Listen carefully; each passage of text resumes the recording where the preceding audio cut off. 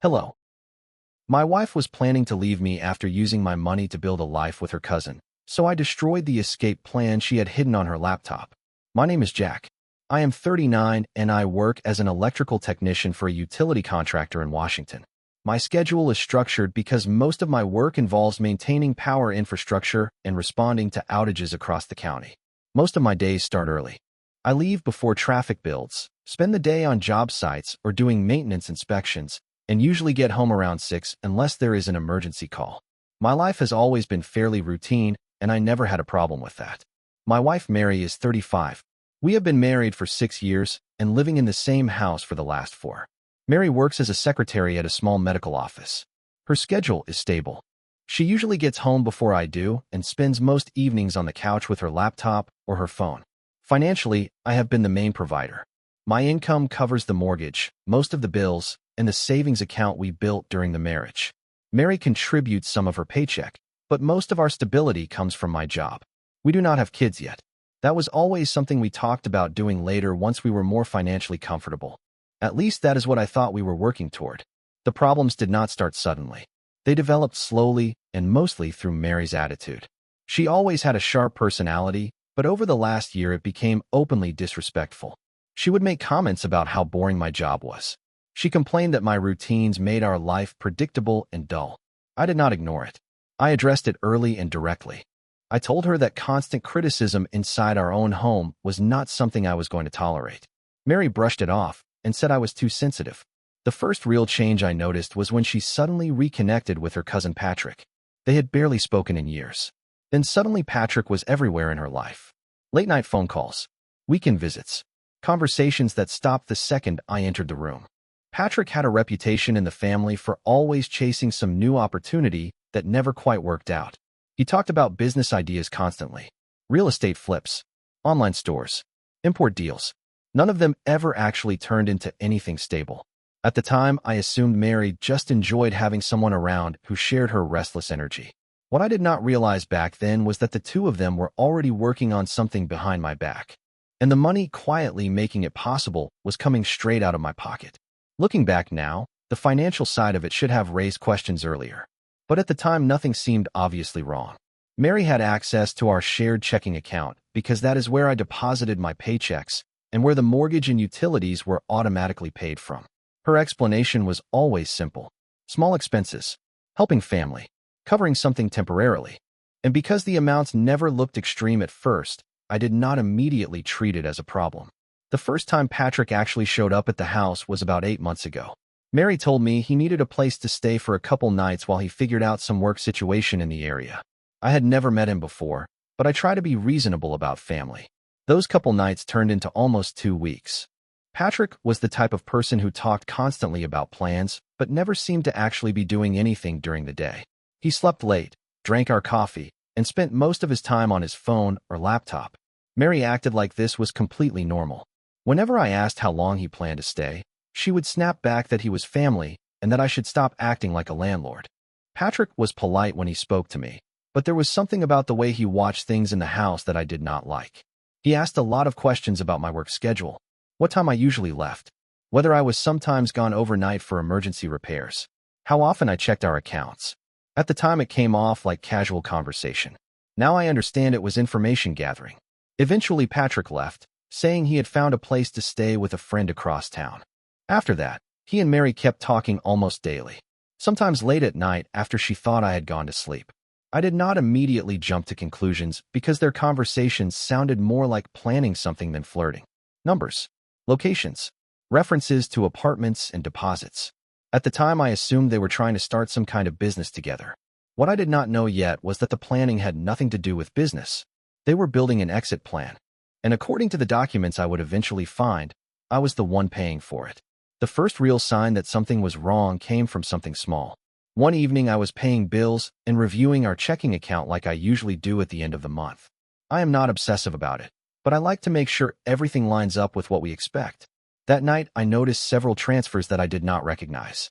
They were not huge amounts. A few $100s here, $600 there. Always labeled as basic payment app transfers. When I asked Mary about it, she did not hesitate. She said Patrick had been struggling to get on his feet, and she had helped him out a few times. Her tone immediately turned defensive when I asked how many times. She told me it was her family and that I was acting controlling over money that belonged to both of us. That response irritated me because the numbers were not insignificant anymore. When I added them up, it was close to $4,000 over a few months. Still, I kept the conversation calm. I told her helping family occasionally was one thing, but several $1,000s without even mentioning it first was another. Mary rolled her eyes and told me I was acting like a bank manager instead of a husband. That was the moment I made a quiet decision. From that point forward, I started paying closer attention. I did not confront her again right away because arguing with Mary rarely produced honest answers. Instead, I simply watched. Over the next few weeks, I noticed a pattern. Transfers would happen late at night, sometimes right after one of her long phone calls with Patrick, sometimes the next morning after she spent an hour on her laptop before leaving for work. The amounts slowly increased. 800, 1,200. Once it was 2,000 in a single transfer. When I asked about that one, she snapped immediately. She said Patrick was putting together a housing situation and needed help with a deposit. Her exact words were that it was temporary and that he would pay us back once things stabilized. That explanation made enough surface-level sense that pushing harder right then would only start another pointless argument. But something about the way she said it bothered me. It sounded rehearsed, like she had already practiced the answer before I even asked the question. And that was the point where I started wondering if the money was actually going where she claimed. What I did not know yet was that the real evidence was already sitting inside the laptop she used every night on the couch next to me. Mary used that laptop constantly.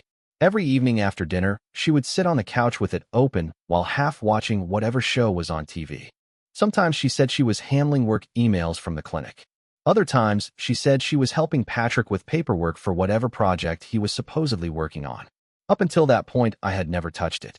It was technically hers, and I had never had a reason to go through her things. But once the money transfers started adding up, the situation stopped feeling like normal privacy and started looking more like financial dishonesty. The opportunity came on a Tuesday night. Mary fell asleep on the couch around 10 with the laptop still open beside her. That was not unusual because she had been staying up late talking to Patrick again. Normally, I would just wake her up and tell her to go to bed. That night, I closed the living room blinds, muted the TV, and quietly moved the laptop to the kitchen table. I was not even sure what I was looking for yet. At first, everything looked ordinary. Her email inbox was mostly work reminders and appointment schedules from the clinic. Her browsing history was nothing interesting either. Online shopping, streaming sites, recipe pages she never actually used. For a moment, I thought maybe I was just letting my irritation with the money situation get the better of me. Then I opened the documents folder. There were several normal-looking files, budget spreadsheets, a few resumes that looked like Patrick had sent them for editing. But one folder stood out immediately. It was labeled Simply New Start. Inside were about a dozen documents. The first file I opened was a spreadsheet. And that was the moment the situation stopped being a vague suspicion and turned into something much more deliberate. The spreadsheet was not about Patrick getting back on his feet. It was a full financial plan, estimated living expenses, apartment deposits, furniture costs, transportation, even projected monthly income assumptions. At the top of the sheet were two names listed under household occupants, Mary and Patrick. My name did not appear anywhere on the document, and every single funding entry listed the same source: transfers from our joint account. I spent the next 20 minutes going through every file in that folder. Each one made the situation clearer and worse at the same time. There was a lease estimate document for an apartment across town, a one-bedroom place in a newer complex. The projected move-in date was about 3 months away. There was also a checklist document titled Relocation Steps. It listed things like setting up utilities, changing mailing addresses, and arranging a moving truck. Everything about it was written as if the move was already decided. The strangest part was how organized the entire thing was. Mary had always been disorganized with normal life tasks. Bills sometimes sat on the counter for days before she paid them. Laundry piled up. Grocery lists were never finished. But this plan was detailed. Every expected expense had been calculated.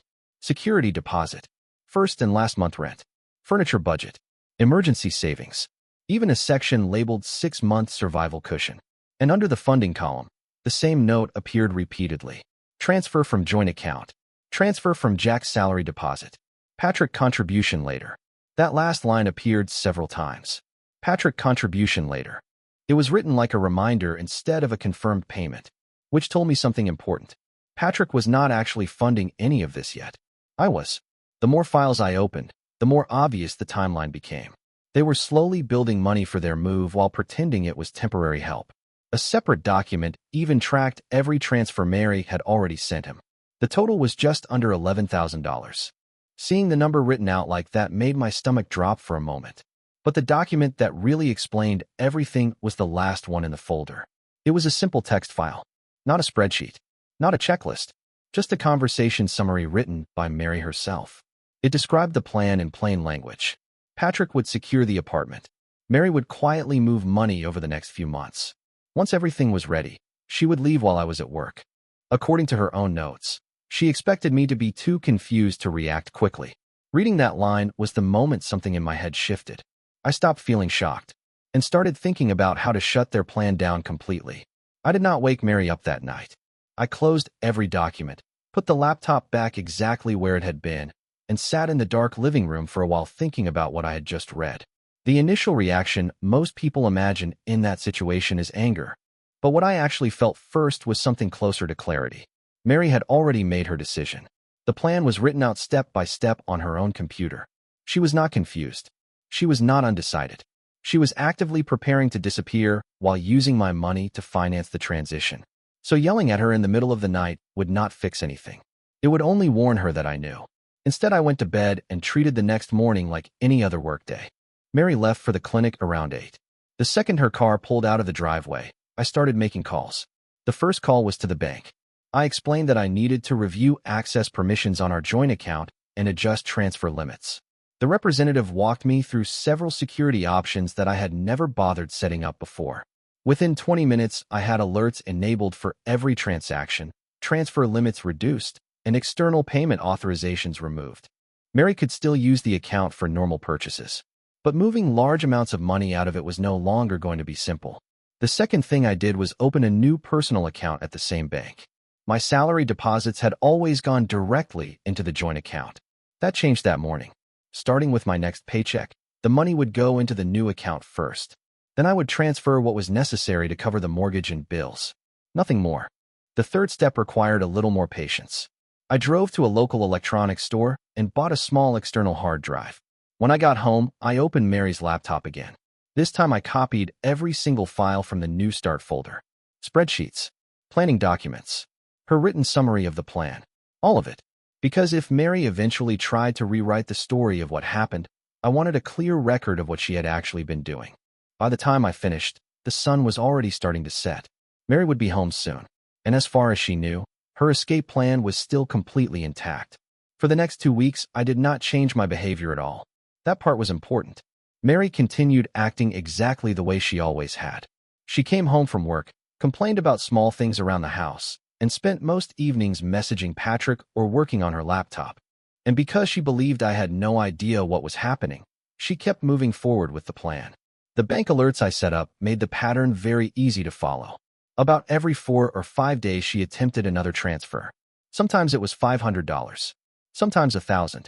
But now every transaction triggered a notification on my phone within seconds. And thanks to the transfer limits I had put in place, most of the larger ones simply failed. The first time that happened, she mentioned it casually during dinner. She said the bank must have updated their system because a payment to Patrick did not go through. I shrugged and told her I had no idea. She rolled her eyes and complained that banks always made things harder than necessary. What she did not know was that I could see every failed attempt in real time. After the third block transfer, her behavior started changing slightly. She became more irritated than usual, more impatient. One night she even snapped at me because I asked what she wanted for dinner. But she still never suspected that I knew the reason. During that time, I kept reviewing the documents I had copied from her laptop. One detail in particular stood out the more I looked at it. Patrick was supposed to secure the apartment first. Mary had written that part clearly in the notes. Once he signed the lease, she would finalize the money transfers and leave while I was at work, which meant the plan depended on one thing: that apartment lease. And about 10 days after I found the documents, I finally saw the proof that Patrick had started the process. Mary left her laptop open again one evening while she took a shower. A new document had been added to the New Start folder. It was a scanned rental application. Patrick's name was listed as the primary tenant. Mary was listed as the second occupant. The projected move-in date was now only 5 weeks away. That was the moment I realized something important. If I wanted to end this situation cleanly, I could not just react to their plan. I needed to make sure it collapsed before they ever reached the move-in date. Once I saw the rental application, the situation became a timeline instead of a suspicion. 5 weeks. That was how long Mary thought she had before quietly disappearing with Patrick into the apartment I had unknowingly helped fund. I decided that was more than enough time to end the situation on my terms. The next morning I took the day off work. Mary left for the clinic around 8, like usual. She barely looked at me before walking out the door. That had become normal over the past few months. The first thing I did was go back through every document I had copied from her laptop. The apartment complex name was listed on the application Patrick had submitted, so I called their leasing office. I did not introduce myself as an angry husband or start making accusations. That would have made the conversation messy. Instead, I simply asked to confirm a few details about a rental application connected to my household finances. Once the leasing agent realized the application listed financial transfers from an account tied to my name, she became very cautious. I explained that the funds referenced in the application were taken from a joint account without my knowledge and that I was documenting the situation. I did not ask them to cancel anything directly, but I made it very clear that any lease involving those funds could become part of a financial dispute. The agent told me she would flag the application for review, which was exactly what I wanted. Patrick's entire plan depended on that lease being approved quickly. Now it was sitting in administrative review instead. After that call, I came home and started the second step. Mary's clothes, personal items, and boxes of things she barely used were all over the house. I spent most of the afternoon packing everything into moving boxes and placing them in the garage. Not destroying anything, not throwing anything away, just removing it from the living space. By the time Mary's car pulled into the driveway that evening, every trace of her daily life inside the house had already been packed. She walked through the door, looked at the empty living room shelves, and froze. Then she saw the stack of boxes visible through the garage window. Her first reaction was anger. She demanded to know what the hell I thought I was doing. I did not raise my voice. I simply told her that her plan with Patrick was finished, and that if she wanted to start a new life with him, she was welcome to begin immediately. Just not in my house. Mary stood in the middle of the living room staring at the empty shelves and the packed boxes in the garage. At first, she tried to turn it into an argument. She demanded to know why I had touched her things and started accusing me of acting crazy.